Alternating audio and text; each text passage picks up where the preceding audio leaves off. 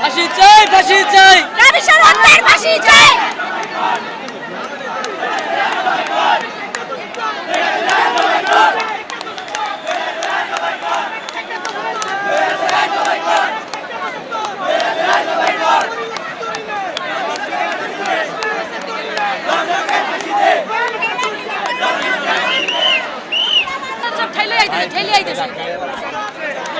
দর্শক, এই মুহূর্তে আমরা রয়েছি রামিসার বাসার সামনে।